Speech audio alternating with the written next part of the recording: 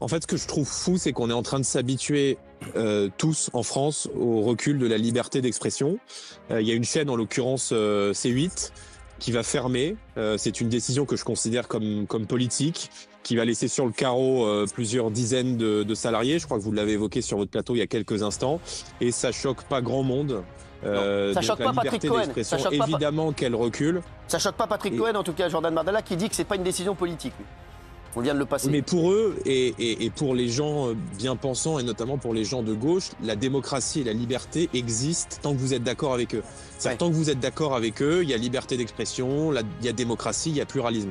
Mais à partir du moment où vous rééquilibrez, je dirais, les opinions sur un plateau de télé par exemple, ça leur pose problème et ça les dérange. Et moi, fondamentalement, ça me dérange. Fermeture de C8. Jordan Bardella pose ça sur la table et David Pujadas ne sait que répondre. Vendredi 28 février 2025, C8 a définitivement cessé d'exister suite à la décision de l'Arcom de lui retirer son autorisation d'émettre sur la TNT.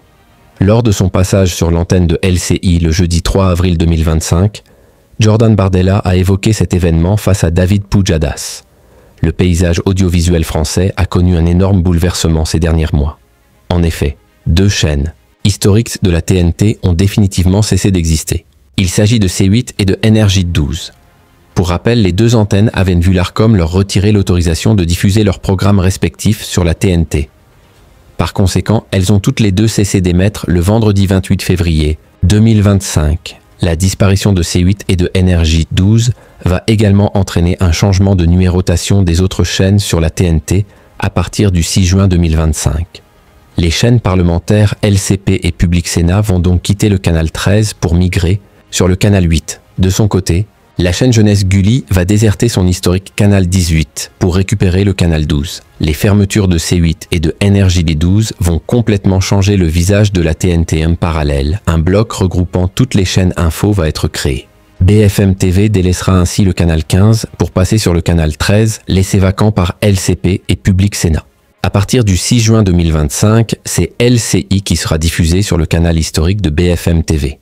De son côté, France Info va quitter le canal 27 pour prendre la place de CNews sur le canal 16. Enfin, la chaîne du groupe Canal+ sera désormais diffusée sur la canal 14, tandis que France 4 va profiter du retrait de la chaîne cryptée de la TNT pour récupérer le canal 4, et ainsi créer un bloc regroupant presque toutes les chaînes publiques. Les nouvelles chaînes Ouest France TV et T18 rejoindront pour leur part la TNT sur les canaux 19 et 18. Jordan Bardella. On a fermé la première chaîne de télévision de la TNT, dans l'indifférence un peu générale. Jeudi 3 avril 2025, Jordan Bardella était l'invité de David Pujadas au cours d'une émission exceptionnelle diffusée en prime time sur LCI. Dès le début du programme, le député européen a pris la défense de Marine Le Pen. Pour rappel, l'ancienne candidate à l'élection présidentielle a été condamnée à une peine d'inéligibilité de 5 ans, avec exécution provisoire.